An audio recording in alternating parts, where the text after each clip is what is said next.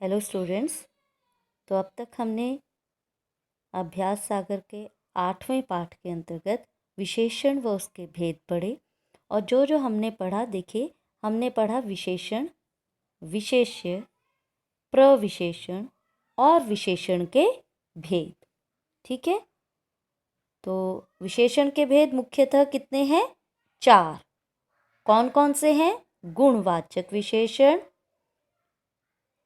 संख्यावाचक विशेषण, परिमाणवाचक विशेषण और सार्वनामिक विशेषण। अब संख्यावाचक के 2 हो जाते हैं, परिमाणवाचक के 2 हो जाते हैं उपभेद। संख्यावाचक का क्या हो जाता है? निश्चित संख्यावाचक, अनिश्चित संख्यावाचक।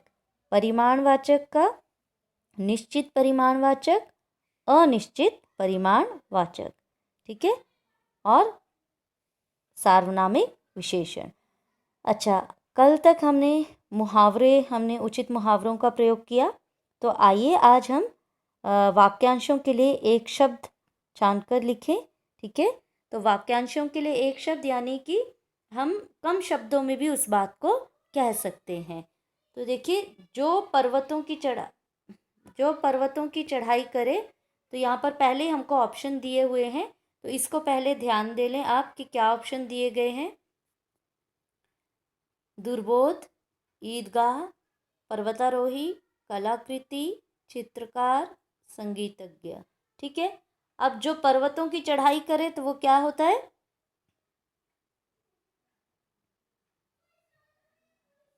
पर्वतारोही।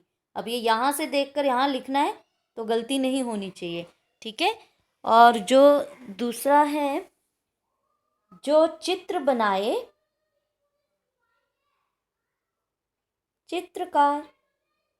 ईद की नमाज पढ़ने वाली जगह, ईदगाह। कलाकार द्वारा बनाई गई वस्तु,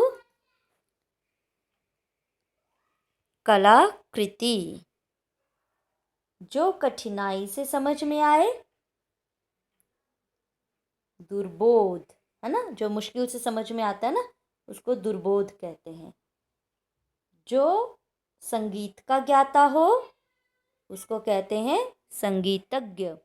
ठीक है, तो ये तो थे वाक्यांशों के लिए एक शब्द। हेल्पिंग बॉक्स सामने है, इसको देखकर यहाँ पर ही लिखना है, तो गलती नहीं होनी चाहिए। चलिए अगला देखें। आओ लिखें। क्या लिखना है? देखिए, विद्यालय की ओर से पिकनिक का आयोजन किया जा रहा है। इसकी सूचना विद्यालय के सभी विद्यार्थियों को देनी है।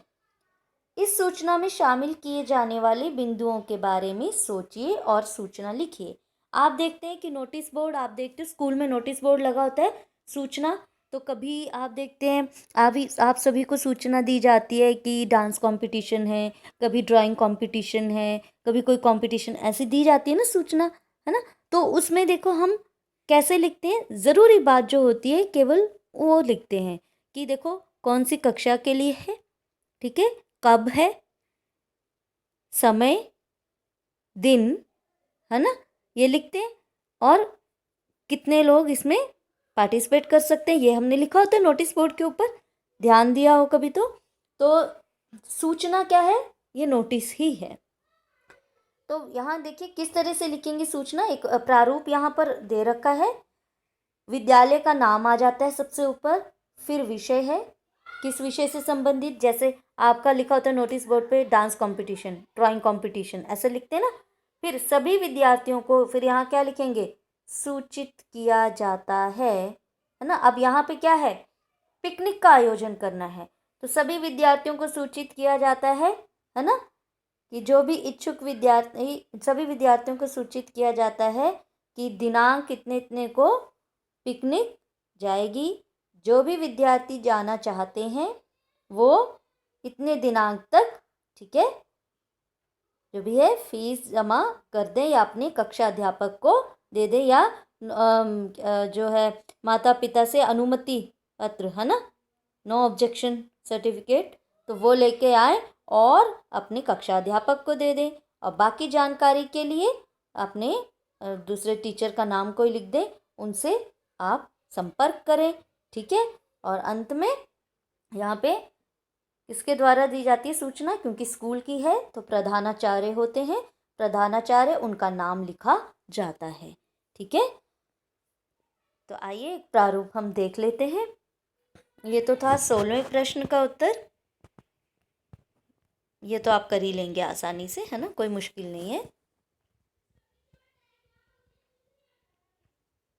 देखिए ऊपर डीएवी स्कूल, तो आप यहाँ पे नाहन लिखेंगे। ये तो एक जस्ट एक पैटर्न है।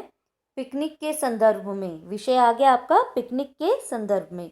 फिर सभी विद्यार्थियों को सूचित किया जाता है कि दिनांक, डेट आप लिख लेंगे खुद, को पिकनिक आयोजित की जाएगी।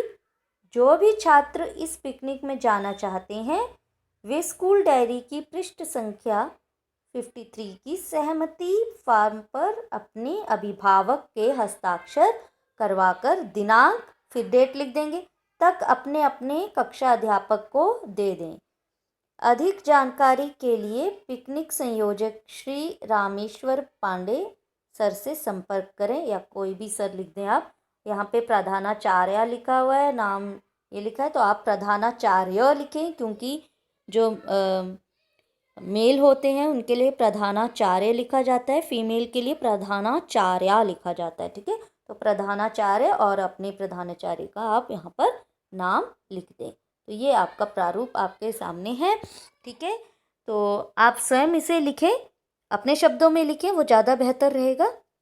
ठीक है, तो इसी के साथ यह जो पाठ है हमारा अभ्यास 8 वो पूर्ण होता है। लेकिन आपने अभ्यास करना है विशेषण, विशेष्य, प्रविशेषण और विशेषण के भेद, इनकी जानकारी आपको होनी चाहिए। तो जब आप पढ़ेंगे समझेंगे तो आपको याद ज़रूर होगा। ठीक है, okay, bye and thank you.